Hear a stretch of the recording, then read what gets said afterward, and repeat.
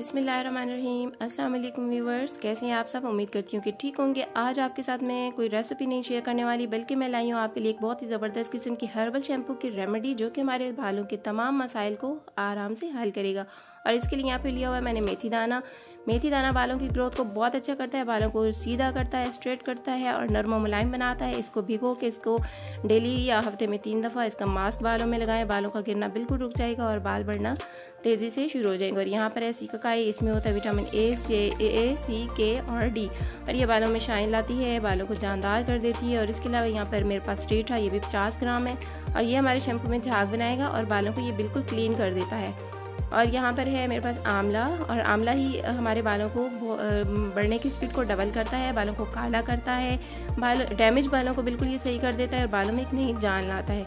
और यहाँ पर है मेरे पास हरीड़, और ये खुश्क हरीड़ है और ये मैंने यहाँ पे साबित रखी है आपको दिखाने के लिए, ताकि आपको पहचान हो पाए। और यहाँ पर मैंने इसको तोड़ लिया है और यहाँ पे मैंने ये 3 हरीड़ लिए हुए हैं, जिनको मैंने तोड़ के गुठलियाँ निकाल दी हैं। और हरीड़ भी बालों को बहुत जो है ना शाइन लाएगा इनमें, और बालों में एक नई जान डाल देता है। तो बस ये 4 चीज़ें हमारे पास हैं, 5 चीज़ें। और इसको हमने क्या करना है, हमने लेना है एक लोहे का बर्तन। जी हाँ, लोहे का बर्तन ज़रूरी है, किसी प्लास्टिक के बर्तन में नहीं डालना। हमने इन चीज़ों को लोहे के बर्तन में ही भिगो के रखना है, तो ये अपना असर बहुत अच्छे से छोड़ेंगी। तो यहाँ सारी चीज़ें हमने मिक्स कर देनी है। ये 50 ग्राम है आंवला, रेठा, सिकाकाई तकरीबन 50 ग्राम है, थोड़ा सा ऊपर नीचे शायद हो सकता है, उसमें कोई प्रॉब्लम नहीं होगा। तो जो आप इसी रेशो से आप इसको बाकी जितना ज़्यादा बनाए शैम्पू या कम बनाना हो तो बना सकते हैं। और 1 किलो पानी मैंने इसमें डाल के रख दिया और हमने इसको रात भर के लिए छोड़ देना है। पूरी रात ये रखा रहेगा, फिर हम सुबह इसको तैयार करेंगे। तो बस अब इसको रख देते हैं, सुबह मिलते हैं। तो जी ये पूरी रात भीगा रहने के बाद देख रहे हैं आप, ये कितना काला हो चुका हुआ है पानी, और ये सारी चीज़ें बहुत अच्छे से नरम हो गई हैं और अपने ये स्याही इसमें पानी में छोड़ चुकी हैं।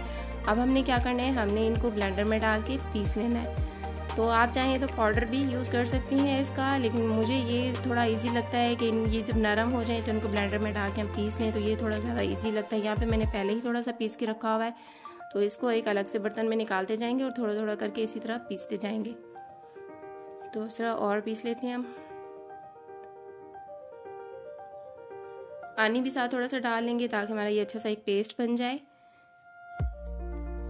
और ये शैम्पू हमारे बालों को, अगर हमारे बाल बढ़ नहीं रहे, रूखे हो गए, बेरौनक हो गए, खुश्क हो गए, ग्रोथ स्लो हो गई है, तो बस ये शैम्पू बनाएं और ये यूज़ करें। और महंगे शैम्पू, खुशबूदार शैम्पू जो हमारे बालों को वाइट भी करते हैं, सबको जो है ना उनसे जान छुड़ाएं। और ये कम बजट के साथ काफ़ी सारे शैम्पू घर में तैयार कर सकते हैं और बालों के तमाम मसाइल से निजात पा सकते हैं। और यहाँ पर ये सारा हमने पीस लिया है और अब मैंने बर्तन चेंज कर लिया, बड़ी कढ़ाई मैंने ले ली है क्योंकि उसमें कम था। अब ये उबलेगा तो झाग बनेगी तो गिरने का ख़तरा होता है।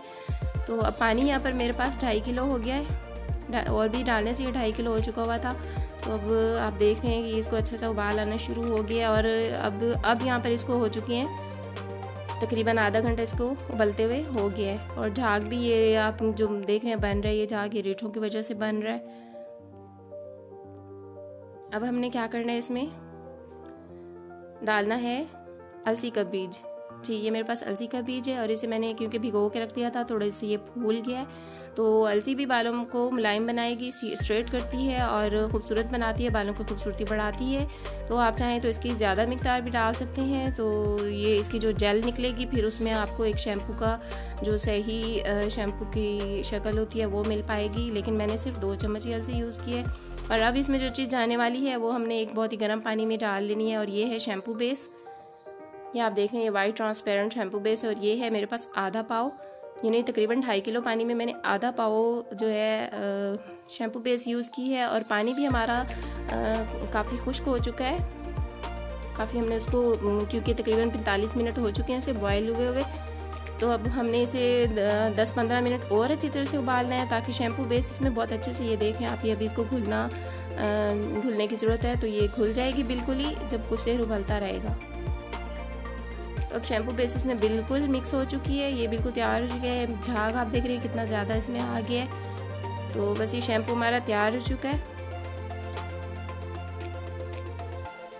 शैम्पू यहाँ पे ठंडा हो चुका है। अब हमने एक और बर्तन लेना है और इस शैम्पू को हमने छान लेना है। तो बड़ी छलनी से हम इसको छान लेंगे।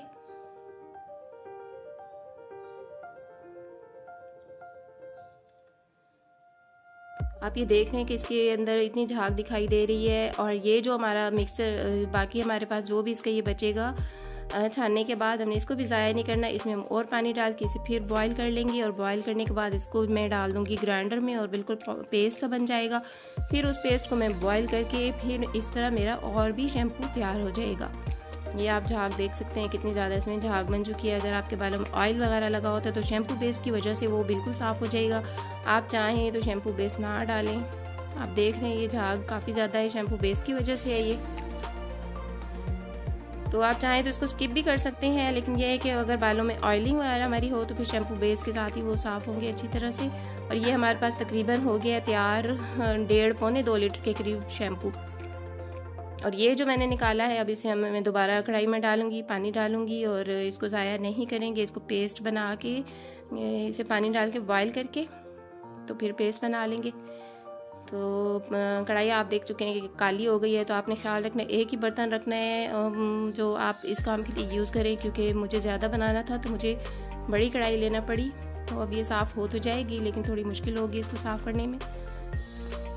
तो बस ये शैम्पू को अब हमने छान लेना। आप देख रहे हैं ये मुनासिब ठीक है, तो बाज़ार वाले शैम्पू की तरह बहुत ठीक नहीं है, लेकिन ये बहुत ज़्यादा मुफीद है बालों के लिए। बालों के तमाम मसाइल को हल करेगा, बाल वाइट नहीं होते इससे। और ये जो हमने इसका बाकी जो भी बचे हुए हमारे आमले थे, इनको मैं जो है ना इनका भी दोबारा शैम्पू बनाऊंगी या फिर इनको खुश कर लूँगी और मेहंदी वगैरह में डाल के यूज़ कर सकते हैं इसको। और अब हम शैम्पू को बॉटल्स में डाल के सेव कर लेंगे। और यहाँ पर ये देखिए हमारे पास तकरीबन ये मेरे पास शैम्पू तैयार हुआ है 1.25 लीटर के करीब। तो देखें इतने कम बजट के साथ हमारा इतना बेहतरीन हर्बल शैम्पू तैयार हो जाता है। तो बस ये शैम्पू बनाएं बजट के साथ साथ, तो बालों को सेहत भी दें और बालों के तमाम मसाइल से निजात हासिल करें। उम्मीद है वीडियो पसंद आई होगी। पसंद आई तो लाइक ज़रूर कीजिएगा और चैनल को सब्सक्राइब नहीं किया तो जल्दी से सब्सक्राइब कर लीजिए। बेल आइकन को भी प्रेस करना नहीं भूलिएगा।